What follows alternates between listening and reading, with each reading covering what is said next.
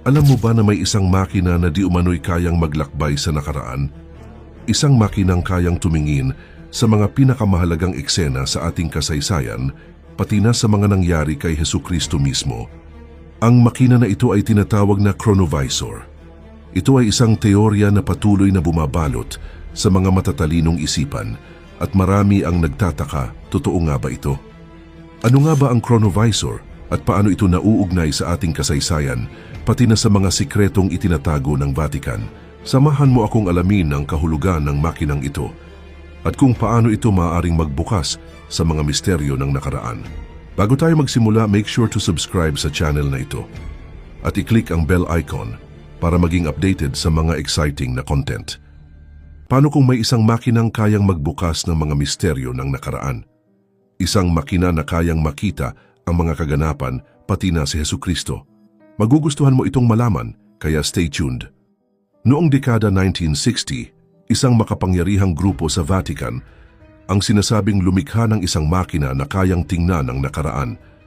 Ang pangalan ng makinang ito, ang chronovisor.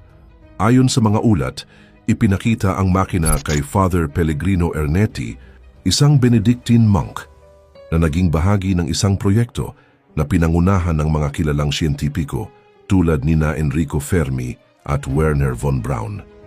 Kung kilala mo ang mga pangalan na ito, alam mong may malalim na koneksyon ang proyekto na ito sa mga makabagong teknolohiya at agham.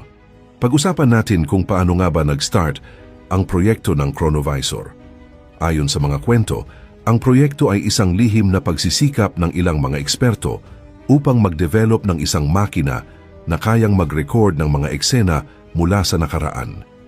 Ang chronovisor ay isang aparato na tinatarget ang mga traces ng electromagnetic radiation na naiwan sa kapaligiran mula sa mga pangyayaring nangyari sa nakaraan. Ang aparato na ito raw ay nakakapag-capture ng mga visual na imahe mula sa mga historical events. Paano nga ba gumagana ang chronovisor? Kailangan natin maintindihan ang electromagnetic radiation at paano ito nauugnay sa mga pangyayaring nangyari sa nakaraan. Ang electromagnetic radiation ay isang uri ng energy na kumakalat sa pamamagitan ng espasyo. Kasama na rito ang liwanag, radio waves, x-rays at iba pa. Sa simpleng paliwanag, ang bawat bagay na may kinalaman sa physical na mundo, tulad ng mga tao at mga bagay, ay naglalabas ng electromagnetic waves. Kung ang chronovisor ay kayang mag-record ng mga electromagnetic traces na ito, posibleng makuha nito ang mga visual na images mula sa nakaraan.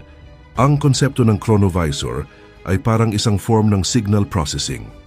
Sa araw-araw na buhay natin, ginagamit natin ang mga teknolohiyang gumagamit ng mga signal tulad ng cellphone, radio at Wi-Fi. Ang chronovisor ay posibleng gumagamit ng parehong prinsipyo para mag-record ng mga nakaraang pangyayari. Kung gaano katotoo ang ideya na ito, wala pang solid na ebidensya na nagpapatunay, ngunit ang konsepto ay napaka-interesante at may mga siyentipikong nagsasabi na hindi ito imposibleng mangyari. Ang chronovisor ay hindi lamang isang ordinaryong time machine tulad ng mga makikita sa mga pelikula.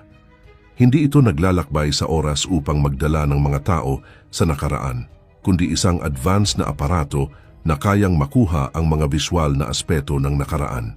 Ngayon, ang paggamit ng electromagnetic radiation sa agham ay may malalim na kasaysayan. Sa larangan ng archaeology, ginagamit na ng mga siyentipiko ang ground-penetrating radar upang maghanap ng mga nakatagong artifacts o istruktura sa ilalim ng lupa. Sa astronomy, ginagamit ang mga teleskopyo na kumukuha ng mga electromagnetic waves tulad ng light waves at radio waves upang mapag-aralan ang mga bituin at mga planeta na malayo sa atin. Kung ang ganitong mga teknolohiya ay ginagamit sa kasalukuyan, paano kaya kung may isang makina na kayang mag-record ng mga waves mula sa nakaraan na naglalaman ng visual na impormasyon? Isa sa mga pinakakapanapanabik na claim ng mga nag-aaral tungkol sa chronovisor ay ang kakayahan nitong ipakita ang mga huling sandali ni Hesukristo bago siya ipinako sa krus. Isipin mo na lang kung totoo ang teknolohiyang ito. Makikita natin ang mga eksaktong detalye ng mga sandali ng pagdurusa ni Kristo sa krus na hindi pa nailalarawan ng mga modernong arkeologo. at historian. Ang ganitong klaseng teknolohiya ay magbibigay ng mga sagot sa mga tanong na matagal nang nagmumula sa ating kasaysayan. Kung tunay nga ang chronovisor, ito ay magbibigay linaw sa mga bagay na walang sapat na ebidensya, tulad ng mga eksaktong pangyayari sa buhay ni Jesus, na karamihan sa mga ito ay tanging nakatago lamang sa mga sinaunang kasulatan. May mga nagsasabi na ang chronovisor ay kayang ipakita hindi lamang ang mga mahahalagang eksena sa kasaysayan, kundi pati na rin ang mga detalye ng mga buhay ng mga tanyag na tao na walang sapat na dokumento. Halimbawa, kung may isang makina na kayang makakita ng mga pangyayari mula sa nakaraan, posibleng makuha nito ang mga visual na imahe ng mga kaganapan tulad ng mga malalaking digmaan, mga sagupaan at mga pagtitipon na naging bahagi ng ating kasaysayan. Ngayong alam mo na kung paano ang chronovisor ay maaaring gumana at kung paano ito nagkokonekta sa ating kasaysayan, ang tanong na naiwan sa atin ay, bakit hindi ito ipinakita sa publiko? Kung talagang totoo ito, bakit hindi ito ipinamamahagi sa buong mundo?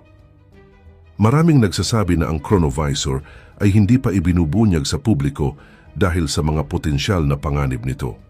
Ang mga nakatagong kasaysayan na maaring makita ng makina ay maaring magbukas ng mga pinto na hindi pa handang tanggapin ng mundo.